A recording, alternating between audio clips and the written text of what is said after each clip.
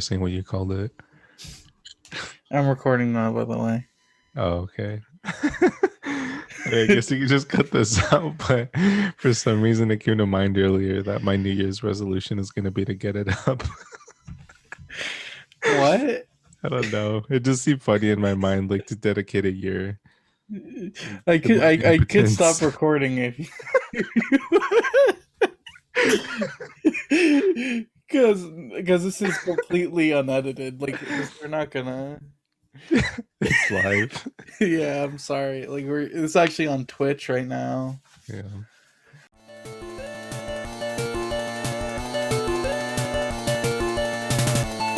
So, looking at RoboCop, a movie that I've seen more times than I really know or care to remember. And it's a movie that a lot of people have seen, but it's not one. This is really stupid. Hold on, let me start over. I don't know. It's weird because we probably should have just started talking. You know, What do you mean? Now it's all just like worked up in my mind. Because now everything I do is gonna be an intro. I mean, you could try it. You could try a few. No, it's not gonna work out. You won't let me have it. It's fine. What do you mean I won't let you have it? You just don't. It's fine. It's fine. So, what did you think of the movie? You haven't seen it before, and I know it's a movie that you've been wanting to watch for a while. Yeah, I mean, I've been meaning to watch it at least since high school.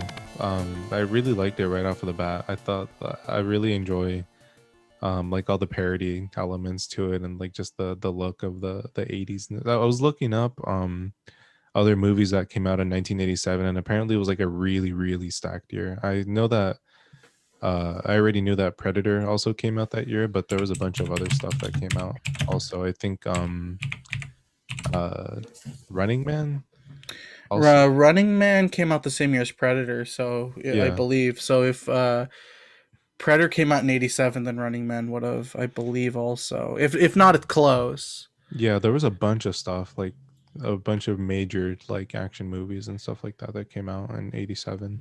Yeah, and we can kind of talk about some of those later when we're kind of talking more about other things that you might potentially want to watch for the show Mm-hmm. um, later on.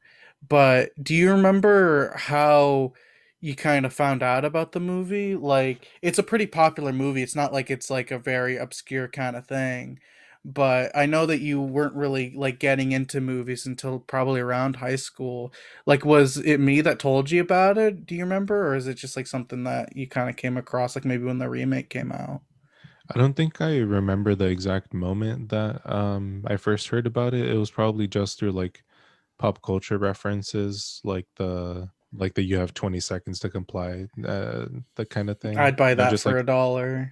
yeah, just like all the quotes. It has a lot of very quotable moments in it.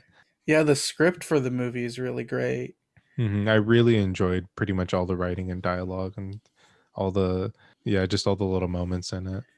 Yeah, it's pretty interesting, like just as a movie, because you think of a movie like RoboCop, like being made now, and you think it be like Sharknado or something, where it's just like such a silly title, and like kind of a very silly premise. And there's a lot of silly parts of the movie, but the movie takes itself pretty seriously for the most part. And Paul Verhoeven is kind of known, who's the director of the movie, for making kind of, on the face of it, pretty schlocky kind of films that have a lot to say if you like actually watch the things. Like he followed this up, I believe, right away with Total Recall, which is an Arnold movie that I don't know if you've seen either, No. but it's based on a pretty famous book as well, and it just kind of deals with the nature of memory, and what's real and what's not real, and it kind of just like messes with your head. It's almost like a more like actiony kind of simpler version of Inception in a lot of ways. Like there's a lot of influence that you can see in Inception to Total Recall, or at least to the book it's based on. But kind of getting back to RoboCop, yeah, there's a lot of different like social satire in the film. There's a lot of making fun of corporate culture and how kind of it's like a dystopian take on what we're kind of seeing now, where corporations literally own everything and everything kind of lives to serve them. Yeah, I thought it was very funny, like the they live levels of consumerism parody. Yeah. Like even just the name of the company that makes literally everything, Omni Consumer Products. Like right away, I thought that was really funny. Yeah. That was actually, we joked about it, but that was actually in the running for our company name, if it wasn't like obviously already taken and like copyrighted. That we just thought it'd just be a great name, uh you know to uh to just have, just like as a reference to something. I mean, if Tarantino could name his thing off of another movie, you'd think that we could, but I guess we're just not on his level yet. RoboCop, just like you were saying earlier with Sharknado and stuff, just on the face of it, it sounds like another thing that would basically just be completely played for laughs, and it wouldn't really actually try to make any commentary or like critique about anything meaningful. But it has like a, I was expecting it to have like some scenes that were pretty serious, but there was actually a lot. I thought it had a really good mix of stuff that was serious, and then like the little the media breaks, I believe they were called. Hmm. Yeah, like there's a ton of taglines that I really liked, with the do you remember what the battleship Yes, parody? Nukem. Yeah, That's my Nukem. that's my favorite. I was gonna bring that up. That's my favorite Yeah, one. And honestly, if that was an actual board game, I would buy that. that would be incredible. There's a company called Mondo Tees, I believe, and they have this really incredible The Thing board game, which I've been wanting forever. But like, you need a bunch of people to play it, and nobody would play it with me. And it's also like more than $100, but it's Mhm. just this incredible board game. And if they're looking, because they have RoboCop products as well, they're kind of like a company that deals with 80s kind of movies like that. It'd be a great shot. I would buy that game if it like a weird 4 player like Risk like battleship game where you just like nuke everybody. That sounds great. The writing is so good, like throughout the entire movie. But my favorite is probably the taglines that they give it. Like for Nukem, it was "Get them before they get you." Yeah, and there's like the artificial heart that Yeah, they're trying that's to the sell you. opening media break. Yeah, and there's I think one they were where saying like the go for the whole family or something like that. yeah, another one that's great is they mentioned the car. I believe it's a 6000 SUX, Yeah. where it has like the stop motion raptor, like what, like terrorizing the scene. He's like, "Woo!" Like the car, and I believe it gets 8 miles per gallon, which is I, pretty I great. don't remember, but I know that there was a lot of stuff of how much worse the 6000 SUX is. Yeah, and the at one point during the sequence where RoboCop kind of first goes out onto the town, and you know and by the way, this is a spoiler Yeah, I was podcast. gonna Like, we're say it's not, pretty old. yeah, we're not really holding back on spoiler Yeah, too like much. if somebody spoiled it for me, I wouldn't be mad because Yeah, it's been several decades since it but came out. but needless to say, if you haven't seen the movie yet, you should Yeah, very much watch and it. we It's probably it's a will. classic film. Yeah, we probably will also like jump around chronologically throughout the movie. Yeah, which we've already been doing, just kind Yeah. of, giving general thoughts about it. But during the sequence where RoboCop's kind of going out on the town, there's the ex-city council member that takes the mayor hostage, and his biggest request is that he wants a car with shitty gas mileage. Yeah, I wrote that down. I specifically wanted to mention that because that's probably my favorite character and favorite line. is His exact the city quote, council member? yeah. Ron Miller said something with reclining leather seats that goes really fast and gets really shitty gas mileage. Yeah, Like he specifically wants really shitty gas yeah, mileage. it's the American dream. There's a great scene right in the opening where the ED 209, Ed, it is, yeah, the Ed Ed 209. Yeah, 209 is malfunctioning, and then just yeah. absolutely lights that dude up, and then So he falls on the model of the city, which I thought was nice. So here's a thing that I wanted to mention, and I sent you a message. So you watched the movie on Amazon, and I Hmm. wanted to make sure that you're watching the director's cut or the extended cut. I don't know if it's technically a director's cut, but so the movie's like is supposed to have like be incredibly violent and be incredibly like Like graphic. yeah, with Yeah. its violence, because that was Paul Verhoeven's message. Like he thought that you know, one of the message of the movie, just how everything's kind of desensitized to just extreme violence by just kind of being living in a shitty situation. He wanted to kind of show just how ridiculous like all the violence has gotten by just like having it be incredibly violent. Oh And yeah, at the one point I think like somebody gets murdered in front of a guy, and one of the people that's like the dude that's in charge of the Robocop program, his like his right hand man or something, he just like smiles about it.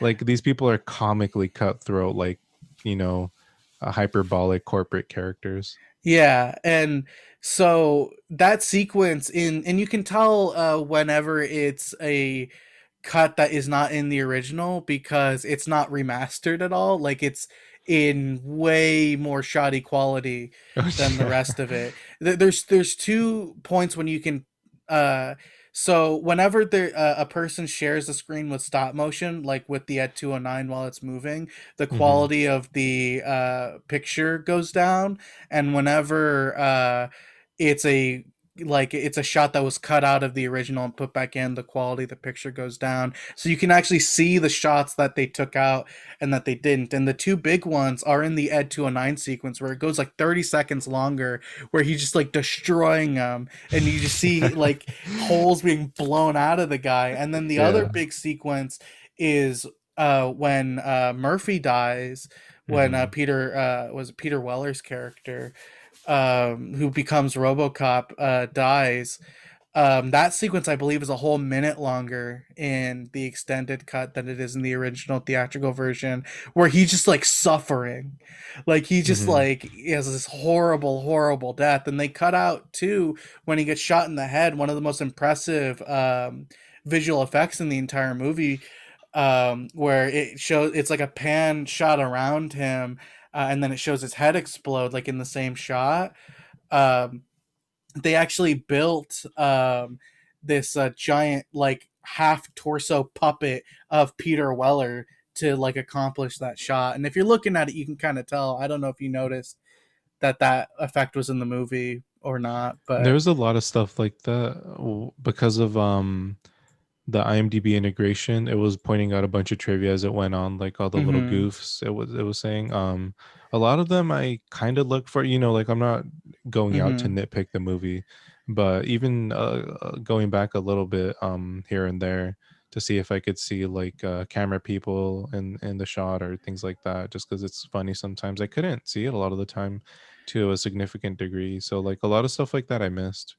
But one Yeah. time, like towards the end of the movie, it just straight up looked like a different camera. Like the quality went down so severely. It was incredible.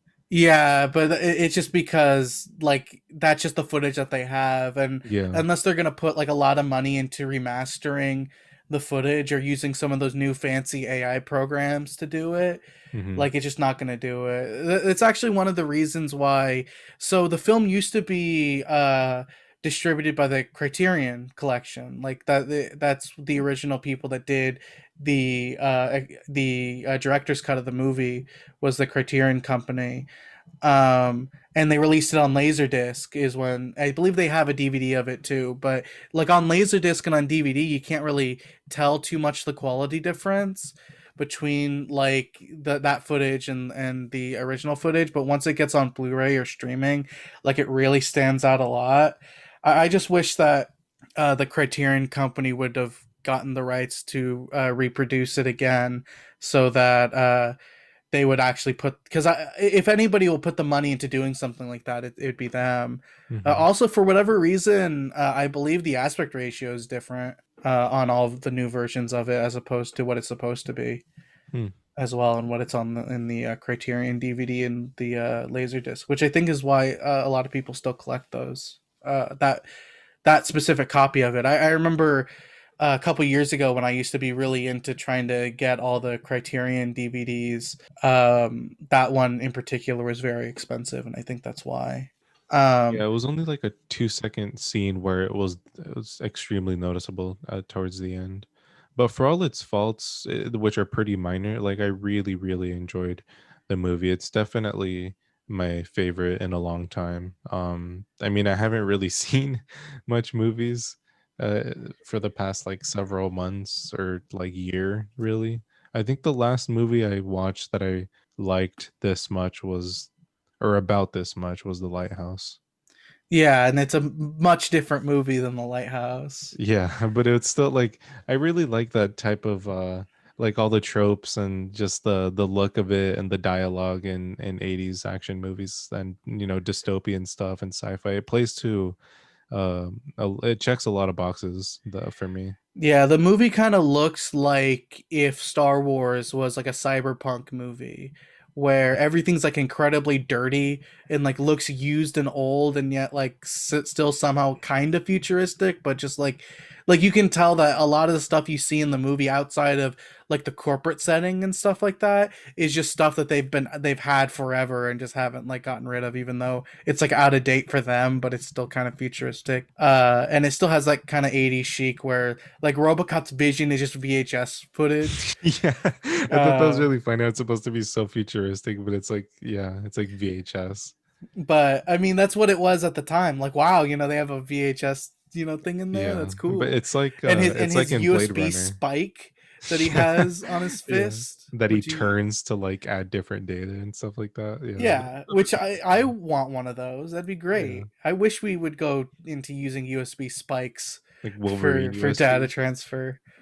I really enjoy, yeah, like how all those little things. And Yeah. it reminds me of Blade Runner, where because it looks VHS quality, but he can keep on zooming in, which Yeah. makes no sense, and it retains, if not like gains quality, which is really similar to in Blade Runner when he's like enhanced and it keeps on going in and in and in, and it like gets better somehow. Yeah, I mean that's just kind of like one of the tropes of these kind of movies where actually now you can actually do stuff like that kind Yeah, of, but like yeah, it doesn't make sense why the initial quality isn't so hot. But one of the things I wanted to mention too is just like how good, the effects in the movie are. Like the guy who did the makeup effects for the movie is one of my favorite effects artists by the name of Rob Bottin, who also did the effects for John Carpenter's The Thing, and he did The Howling, and I believe he did The Fog, and he did a bunch of John Carpenter movies, but he did this movie as well. And just like he specifically did the makeup effects. So like the worst effect in the movie, the weird like puppet that they throw out the window at the very end of the movie, which it yeah. sucks as the last effect in the movie, and it's so bad. I don't know if you even caught it, but when the main bad guy whose names escape me at the moment falls out of the window, his arms are just like 2 times as long as they should be, and Yeah, he's like falling out of that the was thing. hilarious. Stuff like that, I totally let it skate if it's not just completely plaguing the movie. It adds Yeah. to it, if anything, for me. Like like I was saying earlier, I really enjoy that like schlocky fun. It has a great mix of really serious, really graphic, like socially critiquing scenes, and then also like silly stuff like the media breaks and like the guy's giant orangutan arms and stuff like that. My point though with that is that like the makeup effects in the movie are just like fantastic. Like Yeah. when RoboCop takes off his helmet and you just see like all the machine parts on it, like it looks just like there even in like I because think it really hits you. a lot of old makeup effects, especially the ones that you see like just straight on, Mhm. look really bad like once you um see it in 4K or see it in a high resolution, just because it was never meant to be seen in that high of a resolution. Hmm. But like the makeup effects in this movie specifically are just so good that you just can't see the seams in it, even like at high resolutions. Or at least I've never been able to, just I look think and it seeing the I movie. think it really hits you the first time when Murphy's hand gets blown off. Yeah, That was probably one of the best like examples of their makeup skills. yeah, and he's it's such a talented team of people that did it, not just Rob Bottin specifically, but just like and not only that, but like a lot of the visual effects. And I love the matte paintings in this movie. I'm just gonna geek out about stuff just for a bit, but um like a lot of the and you and here, I can talk about another thing too that I'll mention, but like a lot of the matte paintings are really really obvious, like whenever they extend buildings and stuff like that, and it's only because the colors are wrong. They like because it was impossible back then to do genuine color correction. So whenever they do like multi-exposure shots and stuff like that, like they can never get the colors right because they just have to guess basically. um and but that's no fault of that, but I just love how the look of like all the buildings, like all the matte paintings they did for the buildings, like the really beautiful composite shots whenever like they're going up the elevator, and it's just like this endless like it almost looks like the hole in the Death Star at the end of Return of the Jedi, just this like endless void of this like giant building that they're just scaling to the top of. And yeah, I just like love stuff like that, and it just frustrates me kind of a little bit because color correction like that is one of the easiest things you can fix with high level editing software. And I just don't understand why they don't, when they remaster movies like this, they don't fix the composite shots like that. And I get that you want it to like look how it did when it came out too, and I understand that, but it'd be nice to have like the option to just have, because like that's like one of the main benefits that people have now having computers, that you can make like composite shots like that, and you can make matte paintings like that look completely seamless, but they just don't bother with it. I enjoyed also the weapon design and Yeah. the costumes, like the wardrobe even. Hmm. Even though you can see RoboCop's neck at one point, but like the giant cannon snipers that they had and the RoboCop's gun obviously. Yeah. For some reason, and I don't know why this always comes to mind, but for some reason those giant guns always remind me of Men in Black. uh Hmm. and it's funny because it's like the opposite reason, because in that movie, not a game, uh Will Smith's character is given this little tiny gun that like shoots out and just makes things explode and like makes them fly away. Hmm. And for whatever reason, that's always reminding me of that. It's just like kind of the opposites of each other. But yeah, like the weapons design and everything are great. And just one thing, I we haven't really mentioned before, but the performances in the movie are also great. Like every actor does their job really great. And I think specifically Peter Weller as RoboCop does such a great job at being RoboCop. Hmm. um I think like him as RoboCop is probably most comparable to Arnold as the Terminator, but just kind of both playing like these like machines and stuff. And if you look at even Arnold's performance in Terminator 2, where you kind of have to give something that isn't really allowed to emote a lot like emotion, and it's a difficult thing to do, but being in this incredibly like restrictive suit and this like incredibly restrictive like makeup, and being able to like give a genuine like emotional performance, it just really says a lot about how great of an actor he really is. Yeah, a lot of stuff stands out, but one thing that I really enjoyed was Jesse D. Goins, who played Joe P. Cox in the part of like the bad guys posse. His laugh was really funny. It was like Oh yeah, a Joker type of laugh. yeah. He lasts till the end, I believe, and then he dies. Like Yeah. yeah, he's one of the last ones I believe to die in the movie. The Hmm. guy, I don't remember the actors' names, and I didn't really look it up, but the guy who plays the motorcycle guy that threatens the geometry kid, Hmm. the like he just gets it the worst out of everybody. Like I don't know what they had against his character in the movie, but he just gets like destroyed just throughout the entire movie.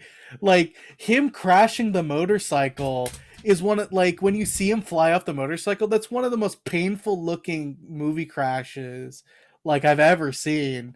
And then like the next time you see him, he gets thrown into toxic waste and he just Yeah. like is melting, and Yeah. then like the It's guy like, crashes help in. me. Yeah, and the guy crashes into him and he like bursts like a balloon. Yeah. Like he I gets it the worst out of everybody, and like he's a bad guy. yeah. Like he's obviously a very bad guy, but he's not worse than Clarence Boddicker, who just gets stabbed. Yeah, it's I think Emil I forgot exactly how you pronounce his name, but yeah, he ends up getting turned into mist. Yeah. I thought that the crash was gonna kill him. Like I thought the Yeah, he was going gonna into the be top. No, it has to be. He has to get it he worse. has to continue suffering. Yeah, Yeah. because I thought he was gonna be incapacitated from the crash and then just kind of left behind the way that the dude in the beginning did when they threw him out at the car, Yeah. like to break the windshield when they were initially chasing them, Murphy Yeah. and his partner. um yeah, I thought that it was going to be like that guy where he kind of just dies off screen. Like I thought he was No. going to be too hurt from that, and then maybe like uh he would get shot once and then just leave him behind or like get arrested or something, but it's like no, he's miraculously fine I kind mean, of he's not later. Like fine. no, he's not fine, but he's like, he fine for the fall that it was. He slid for like 20 feet at least. Oh yeah, yeah, yeah. Oh, you mean the first time he got in the motorcycle Yeah, the crash? first time that yeah, that I think he ran into a car and then he went Yeah, up yeah, yeah. flying. Probably more than 20 feet, honestly. I think it was like 30 feet. Oh yeah, he got it pretty bad. Yeah, but then yeah, like relatively he was fine. Like you'd think that would, you would just be like a limbless, like broken spine after that. Yeah, but no, he has to stay alive to go through the toxic To waste. get turned into ooze and then mist. Yeah.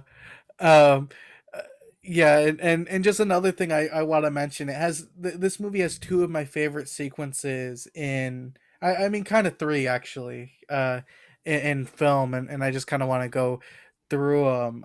The first person sequence where you see like through Robocop's perspective of being like built, I think it's Yeah. just incredibly well done.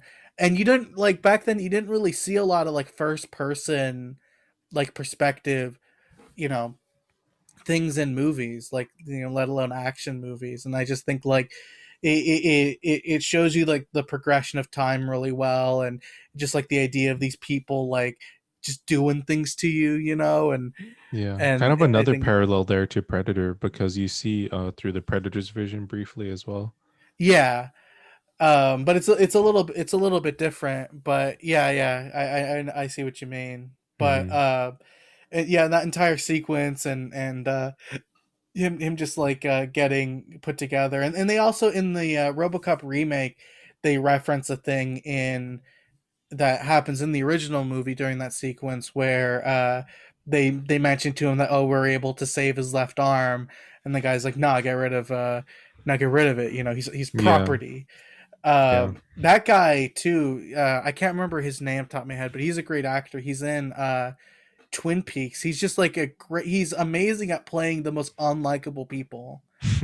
Um, but Yeah, anyway, that was a really good touch where he was saying like what he signed like the I forgot what it was, like contract or waiver or yeah, something like that. It was like, he legally died, like whatever. He's yeah, lucky to have any, to have any sort of feeling. And then I really like that the technician or surgeon, whoever she was, like tried to argue against it. It's like, but we saved it, like it's Yeah. fine. Like he could keep his arm. It's like, nah, get rid of it. He Yeah. needs to be like a full powered machine. It's interesting because I always found her character very likable, even though she doesn't really ever do anything. Yeah, Like, but just because of that scene, yeah, it really it shows a lot of humanity, like in a sentence. yeah, and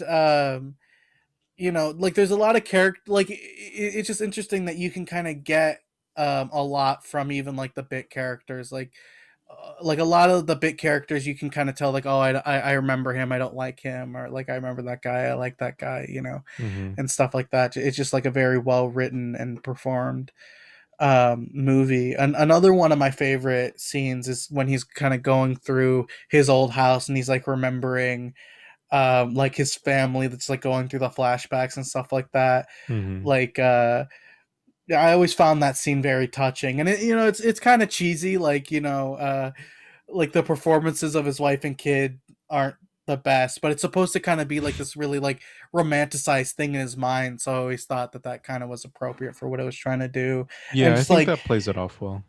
and Peter Weller's performance, like walking through, like at the end, and like he is so limited in what he's able to do physically and just like emotionally with his face, but he gets like the absolute most he can get out of it, and really making you like feel for him in that scene. Hmm. And the other one is it's just the scene right after the the fight out at the cocaine house, where he's Hmm. just throwing Clarence Boddicker through panes of glass. I always Yeah, liked a lot. I wanted to mention that specifically too. Where How the he's director really seems to be a fan of knocking people over railings and through glass. Yeah, I mean, who wouldn't be? It is I just hilarious. love the him just like screaming Dick Jones, and then he just keeps Yeah, getting thrown through more pieces of glass. I think he yeah. only gets thrown through like three, It was three. Yeah.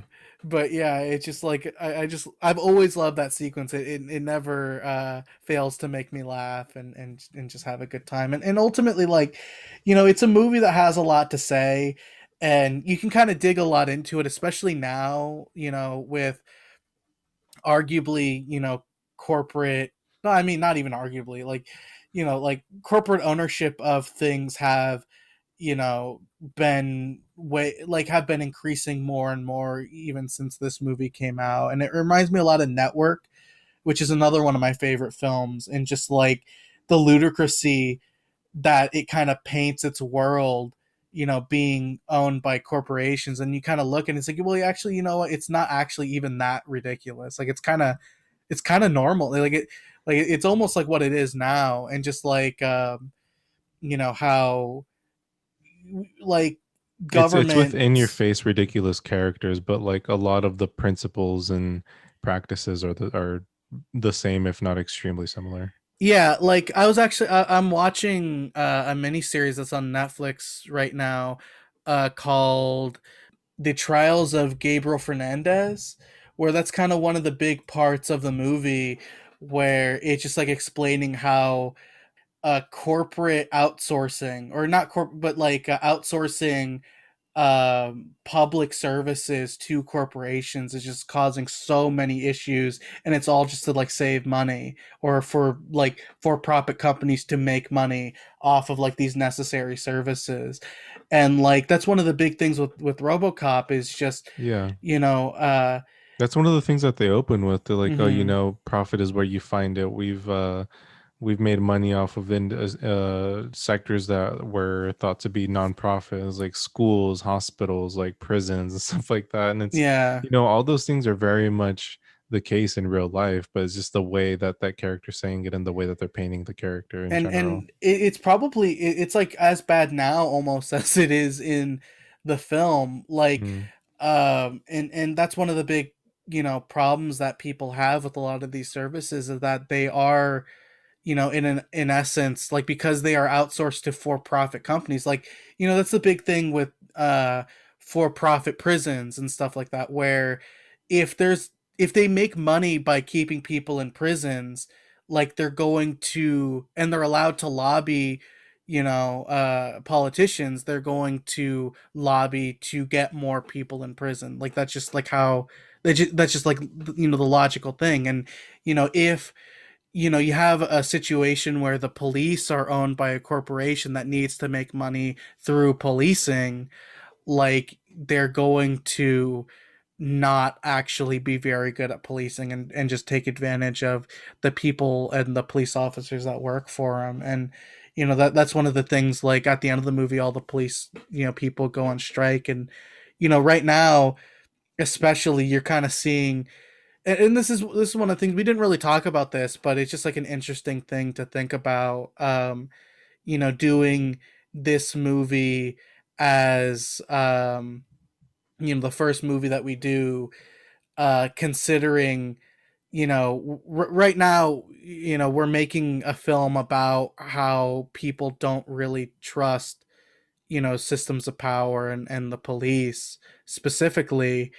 And this is kind of a movie that I think, if you kind of don't look at a lot of the subtext as what it's trying to say, it does paint the police in a very positive light. I do think that I like criticizing films from like a modern perspective. Like I always think that outside of even what was intended to be said by the film, like the film kind of says whatever you want it to say by like watching it, even in like a modern sense, right? Like I think if you look at this film like through like a modern lens, you can see that the film in a lot of ways is critiquing just like the police system in general. I think where it is saying it does show individual police officers in a very positive light, and kind of showing that like they're good people. you know um the system around the police officers in the movie isn't great. Like they end up through at one section of the film, they end up like turning the police on Robocop and have them try to like kill him. And Robocop's out there trying to do the right thing, and the system in order to protect itself has to go against him. And I think that obviously I don't think this is what it was intended when they made the movie, but you can easily, like watching it from a modern perspective, interpret that as something like there are like good cops out there, but it doesn't take one good cop to like change a bad system. In the same way as if you kind of reverse that and say that they all the cops turn against the one bad cop that does something wrong, even then just pointing out the one bad cop doesn't change the overall system. And it kind of takes like a group of like everybody kind of coming together to really change a bad situation, if it can be changed at all. And they end up going on strike at the end of the movie. And I know a lot of people don't like the police union and stuff like that, and I kind of don't either. But and ultimately, watching the sequels, it doesn't end up working or really getting any better. But it's just interesting, I think, to because it's a movie that has so much genuine subtext, even if you just look at it from like what was intended. And I think there's just so much there that to this movie, that even looking at it from a more modern perspective, you can kind of get a lot of meaning out of it. I'm surprised. I'm honestly genuinely surprised if it's not the case where people have been kind of going out of their way to go against this movie and said like, oh, it's like police propaganda, or it's like this big like thing. But honestly, like I think if you watch the movie genuinely and look at it from that kind of perspective, I think that it probably agrees, more so that it's like not a great system that the police are kind of put in, than like glorifying the police state as it is. The sergeant, well, the police in the beginning of the movie are portrayed as like very callous, and they're just so jaded, and like I think they even say to Murphy, they're like, oh, welcome to hell, because Yeah. he's like the new guy from another sector. And the sergeant especially is portrayed as like a giant hard ass, and he's like is very strict and commanding of the police that are in the locker room there with them. But as the movie goes along, they both show a lot more heart, but they're still, like clearly not intended to be these like perfect heroes. You know, I don't like being like one of those people to say like, oh, you can't make a movie like that nowadays, but I think if you would make this movie now, and I mean they made it they remade it a couple years ago, and most of the subtext for the movie is not any different than it was in the original, if I'm being honest. But you can easily remake this movie now and have it be about, the police state, more generally than it is like in this, and more so just about policing in general and just kind of the issues that, people have with it. The issues and points made in the movie are just as relevant now as they were then. I Yeah. caught myself a lot of the time thinking like, wow, this is incredibly apt to the stuff going on right now. Like it's weird almost how close a lot of the things are to current events that happened, even within the past week or the past couple of months. Like the council member or former council member that was holding up the mayor and the staff also said, I want to recount, and regardless of the outcome, I want my old job back, or something like that. Which, it's funny. It's obviously supposed to be funny, but it's also very true. And it's like, it's a lot of parallels there to real life throughout the movie. Yeah, it just really goes to show how timeless the film is, Hmm. and just how like dense the subtext of the film is. And that's one of the things that Paul Verhoeven mentioned, like when he was asked about why he took the movie. Like apparently he threw away the script when he originally read it just because he thought it was just this schlocky thing. But if you kind of go through the entire thing, you see that, like, it has a lot to say. It's a very like dense script. It's very it's just a very like apt thing. And it's a shame if not a lot of people appreciate it for that. One of the things, I don't know if you caught it at all, but Paul Verhoeven put a lot of Jesus allegories in the film. I don't know if you caught like really any of it, but that's one of the things that he always saw Robocop as, like this almost Jesus figure in the film. Um, I when can you I can said go through that, some of them if you want. sure, but when you said that, it came to mind when he visited a school, I think it was, Hmm. and there were kids following him around, and they were like, "Robocop, do you have anything to say to the children?" And then he said, "Stay out of trouble," or something like that. Yeah, But like, in the very Robocop like stern voice. yeah.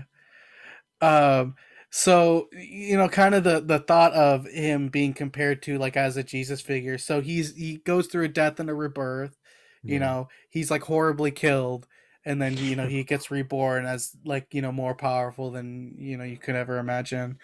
Um, there's a part of the movie where his followers, quote unquote, but like the police like betray him and like like leave him for dead and stuff. And then there's a part at the end of the movie where he's like walking right before he gets the pile of rubble dropped on him. He's Hmm. walking on water. Like they literally make him walk on water, like to really just like I nail thought it was home the just Jesus supposed to be. allegory. I thought it was just supposed to be really shallow. I mean it is, but that's what the visual is Mm. supposed to tell you. Yeah, You that's pretty know, cool actually in hindsight. Also, it's not quite as like obvious as like Evangelion, where like the explosions are yeah, crosses and stuff, but like there's a lot of like Jesus symbolism throughout the film because Evangelion he's also has a bunch of biblical names yeah, of which I don't think RoboCop and has. like crosses and whatnot. But like, Yeah, you know how when Jesus was on the cross, there's that very common scene of him getting stabbed with a spear. yeah, That also and happens to RoboCop. yeah, he gets stabbed in the chest with a spear. So he's literally Jesus. Yeah, and there's that famous part in the Bible where Jesus stabs the Romans with the USB spike in the throat. Yeah. Classic Jesus. Yeah, the that famous part of the Bible where Jesus lands a sick lariat on a guy trying to steal. And just like has him careening. He causes so much collateral damage throughout Oh this film. yeah. Like I mean, it's he's so almost like powerful. He's like King yeah, Ghidorah. yeah. What did you think of the Ed 209 generally? I love just the design Oh, it's of great. It's funny how they kind of give it personality too. Like when the hesitation going down the steps, it's like, yeah, and then oh, it I don't falls know. down the steps and then it starts squealing like a pig. That's fucking disgusting, and like it would be so terrifying and traumatizing in real life hearing it fucking squeal, and Because also when it it roars. roars like a Yeah. tiger No, whenever like it's trying it's to a threaten you, but when it's in distress, it yeah. screams like a pig. Like, why would they Yeah. make it do that? I don't know. I think it's a Jaguar specifically that Oh, they okay. use, but like it's so fucked up. Like, why would you use that? It's like roars at you when it's like when it's telling you that you have 5 seconds to comply. That's like, and then it's like, okay, I'm gonna kill you now, and then it roars. Yeah, You could at least put somebody out of their misery like somewhat more peacefully and with its firework missiles. just the stop motion work, because there's not actually that much stop motion in the film, but just like Ed 209 just as a stop motion puppet, it's just so cool. Like I'm a huge fan of stop motion, and it's some of my favorite examples of it is just like how Ed 209 moves, and like that little bit at the end where Robocop uses that gun to destroy the Ed 209, and like he like passes it and he looks at him, and there's that little thing where it's like walking towards him and falls over, and like there's like a little kick with its feet. It's Yeah. just like such like a like there's just so much detail and personality to this like this thing that's just like an emotionless robot, but it's just such like a cool thing. And Yeah, I it think practical effects, especially when it's stop motion or puppets and stuff like that, are a great way to pull more character and like add a unique depth and dimension to personality and character to any like entity in a movie. it kind of goes like the Ed 209s are in the other movies too, but they kind of just like waste them throughout it by just having them around too much. And in the by Robocop 3, like this little girl has an Ed 209 as a pet because she's like a little hacker girl, and she's like roll over and it like does like stuff. I don't know. Is it like a full size to Yeah. oh But it's just because she's like a hacker, and it's just like the movie. I don't. We'll probably never watch RoboCop 2 or 3. yeah, I I never mean, hear maybe we about it. will, but I never hear about uh, those two. huh?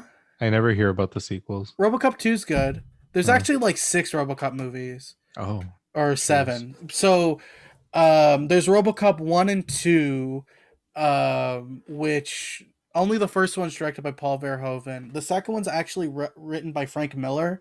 I don't know if you know who Frank Miller is. I've heard the name. He's a famous comic book writer. He wrote Sin City, and he also directed the movie Sin City. Hmm. He wrote The Dark Knight Returns, and he wrote a bunch of comic books. He's like a very famous, especially at the time. He's kind of maligned nowadays because he kind of went crazy after 9/11 happened. Hmm. Um, but yeah, he is a very famous comic book writer, and RoboCop 2 is both way darker but way less violent than the first one is. Just more thematically dark. No, just more dark stuff happens in it, but it just like played more like like it's even more silly than this one is, but like more dark stuff happens in it. Oh, I see. I like RoboCop 2 a lot. There's a sequence in the movie. I don't want to spoil a whole lot because you haven't seen it, but there's a great sequence in the movie where they reprogram RoboCop that is great, and they have Peter Weller back, and he's great in the movie, and his partner is played by the same lady, and like RoboCop is not a movie that needs a sequel. Like the ending of RoboCop, where like the corporate guy's like doing his tie and he's like, hey kid, nice shooting, what's your name? And he like looks at you and he waits for like 3 seconds and you're just like, come on, say it, and Hmm. he says Murphy, and it's just like this huge like like moment of just like bliss. It's like, yeah, RoboCop, He did it. like that's such like a perfect end to a film that you know it doesn't really need any sequels. But I think RoboCop 2 I think gets a bad rap. RoboCop 3 is god awful. It's so bad. It's so bad. Like there's almost like no like subtext to any of it anymore by that point. Like it's just about like, oh, the Japanese are evil. They're evil corporations and conglomerates and stuff like that. And it's just like it's such a bad movie. And it makes me so sad because Frank Decker, who's the guy who directed that movie, I'm such a huge fan of his early work, and it's just such a shame that like that movie ruined his career. And then not, and, until recently when he was a writer on the new Predator movie, which killed his career again. Yeah, the So Predator. I wouldn't recommend the Predator 2019, right? yeah, yeah, Yeah, he I wouldn't wrote that. recommend that if you're actually trying to watch a good movie. But if you just Yeah. like, if you go into it knowing that it's not a cinematic masterpiece and just for fun, then it's kind of fun. Also, I said Frank Decker. It's Fred Decker is his name.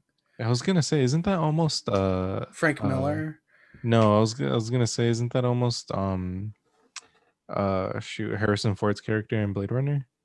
Yeah, Decker is his last name. Yeah, I Yeah, don't remember his first name in Blade Runner. yeah. Um, but yeah, he directed Night of the Creeps and Monster Squad, Mm, and also House 2, I think. Anyway, uh, but that's neither here nor there. RoboCop 3 is god awful, and then for whatever reason, like a Canadian TV channel got the rights to make RoboCop movies, and they made like four of them. mm, And there's a RoboCop TV show which is connected with those movies. It's like Canadian. They couldn't have any violence whatsoever, or they couldn't have RoboCop shoot anybody. So like RoboCop would shoot like signs, and signs would fall down on people. That's like his big thing, is he just shot signs. Like he just mhm. shot things that fell on people and knocked them out, or like he would punch them.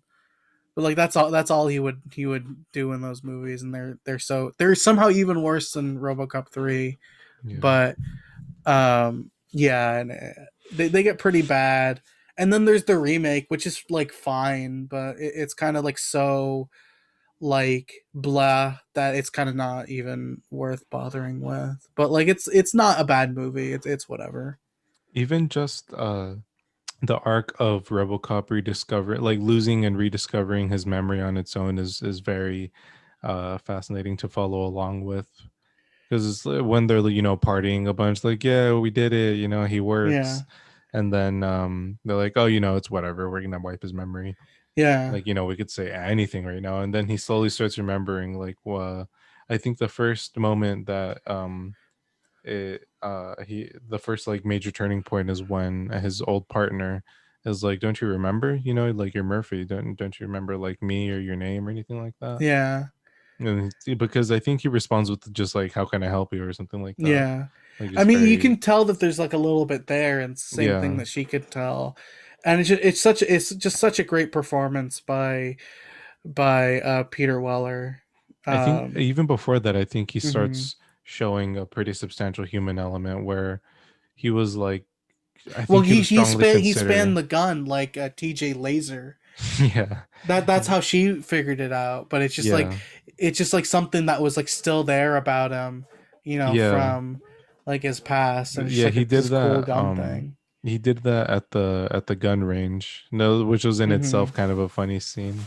Because everyone, like, craned their neck over to his like monster uh cannon of a handgun that he was like obliterating the target with, and everyone like went over to him. But I think at one point before he's confronted with his old partner, he's gonna kill somebody, and then he decides against it when he goes back to, I believe, his like third prime directive, something like that, which is No, that to, was later. That was oh, that was during. afterwards. Yeah, yeah, yeah. That was during the part where he was choking Frank Boddicker, and I remember that name Mm. because it's such a cool name. Yeah, it's a Uh, very, yeah, it's a good villain name. but it's like, you're a cop, and then he's like, that's right, I'm a cop. Yeah. Um and no, that's way later. The I think you're confusing that with, there's a part earlier where the guy is like looking the motorcycle but right before the motorcycle crash, where he's like looking at him because he said dead or alive you're coming with me, which is what he said before Mm-hmm. too. Mm-hmm. And the guy's like, we killed you, and he's like, you killed me, and then like he's kind of remembering it, but that's also after the Murphy part, Mm-hmm. I believe. Actually, no, that's before, because he has the dream before the Murphy part. There was something I think where he goes back and he's like, uphold the law, which I don't even know why I'm putting on a voice. My like I already sound very robotic, but like there's No, something like that that's before. I think. that's later. I don't That's know. I'm probably misremembering it. Well, just one thing before we kind of wrap it up. Just one last thing that I want to make sure that we get in is I love the RoboCop theme, the theme song when and all the strings and stuff. Like it never ceases to just like really just pump me up. Mm-hmm. I just love the music and it really like it's almost for me, RoboCop specifically is like almost as close to a perfect film as you can get. Like I really don't have anything I would like change about it if I could, other than just like the weird gorilla puppet they use at the end of the movie. Like that's the only flaw I could think of in the movie. Just this really weird bad effect that just happens right at the end. But otherwise, it's just such a good movie. I don't think I would even change that. That was hilarious. um, but yeah, it's just such a good movie, and you know, something that I've watched so many times, you know, since I was a kid. And you know, I'm glad that you're finally watching it. Yeah, this is the first one that I wanted to do of these because you reference it like like yeah, probably I've three referenced it times. more. I've referenced it now that you've seen it. You're gonna notice, Yeah. but I've referenced it like so many times throughout, you know, just like normal talking. I Yeah. can't tell you how many things I would buy for $1. Yeah, is that from RoboCop or is that Yeah, from it's from well, it's from like a book, I think, but like people know it from RoboCop, and uh, then they use it in Smash TV as well, the game, the arcade game, as one of the things, which is a weird because that game is like a play off the movie The Running Man, hmm. but just like the guy would say, big money, big prizes, I'd buy that for $1. But It- which is actually I probably heard it first in that game before I even heard it in RoboCop, if I'm being the honest. juxtaposition of when that phrase is used along with because it's used along some brutal scenes a couple of times. Yeah. But I was gonna say that you say that you reference the movie, I'm pretty sure, and especially now that I've seen, I'll probably notice it like every other hour on an off day. Like I probably just don't catch it as much, but sometimes you or not I sometimes. probably don't even realize it a Yeah, it's lot of just the so time. natural at this point. But Yeah. like sometimes, well, yeah, like pretty regularly, you'll be like, "Oh yeah, I forgot you haven't seen RoboCop." Yeah. It's probably one of the movies I reference the most. It's very, That yeah, like I said earlier, it's very quotable. yeah. I can't think of a movie I'd reference more than RoboCop. It's just uh such a cool movie. Hmm. Is there anything else that you wanted to mention about it before we kind of head out? Just a couple quick things. It's not like a big point of conversation, but I just thought it was really funny. Just another one of the taglines: "Delta City, the future has a silver lining," Yeah. which is really funny. It's It's really funny. you can really tell the strength of like a script by like all the little things Yeah, that like they even just like put in. their throwaway lines are even very well composed. One thing I mention a lot when we talk is just like one another one of my favorite movies, Scott Pilgrim versus the World, where and pretty much every Edgar Wright movie as well. Like those movies are just so dense in like the details and everything that they do. Like literally, you can watch any one of those movies and like get something new out of it just by paying attention to the backgrounds. And I Yeah, think RoboCop's kind of the same way. Like I had completely forgotten even how many times I've watched the movie. Like you know, a lot of the different taglines and just little things that you see. yeah, I'm a really big fan of when things do. Like I like it a lot in animation. Like BoJack does that a lot, where there's be just it'll be littered with visual guys where you have to pause it and see the seven different things that are on the screen. Yeah. um like in any given scene, especially, if they the first time they're entering a store or something like that, there'll be a bunch of like gag products and silly posters on the walls and stuff. And I just Hmm. really, that shows how much care they put into it, because like 99% of people aren't gonna even catch that, because like, why would you pause it every time that a scene like that comes up just to read every little thing? Yeah. Kind of breaks the pacing. But I really enjoy doing that. um when there's stuff like that, so that I could actually, like, let it sink in and appreciate more of the world, because I think that helps you understand it too, like more of what's Hmm. going on, and how people in the world are. There's just another little thing that, like, I mean, it's similar, just the Hmm. attention to detail in this movie where it counts anyway. Like, there's a lot of technical issues that I don't really care about, that I don't think detract from the movie in any significant manner. But the guy that is first introducing the Ed 209, his name is, I forget or his first name, but his last name is McNamara, which is Oh. he was the like some high up figure, I think like the vice president of some motor company in Detroit. I think it was Ford, and also he was the Secretary of Defense under Kennedy. Hmm. So it's like a really cool connection there. With with like industry in that sense, and also military. And Well. I think they even Mhm. say at some point in the movie that that they basically are the military, Yeah, the well, that they cops. sell. Yeah, that they sell to the military. I believe Hmm. they mentioned that in the bathroom at one point, where he's saying like military that the 209 was gonna have like military contacts for the next like 20 years. Who care if it works? Yeah, Um. yeah, a lot of stuff like that. Well, Like, it's very in your face, but I normally don't enjoy things that are super on the nose like that. But I enjoyed the way that it was played in this movie, all those lines. one thing I do want to mention that I forgot to mention about that scene that like works so much better in the uncut version of it, where the scene where Ed 209 just lights the guy up, is so much longer.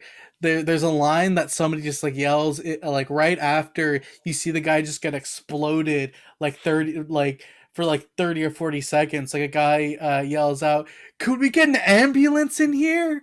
Or Yeah, something like yeah, that. It's yeah, just like, no, I somebody. mean, Yeah, it's it's like, just I such think like a he's, ridiculous thing. It's just yeah, so like, I think funny. he's well beyond an ambulance. Yeah, or no, he says like, "Could somebody call a paramedic?" And Yeah, it's like, something like yeah, I'm that. sure they'll help. Yeah. Like he's like the only guy that gets killed worse than Murphy in this movie, or it's him and the toxic waste guy. Yeah. Um, Because they couldn't just run him over. He had to like go through two phase changes, like ooze and then mist, yeah.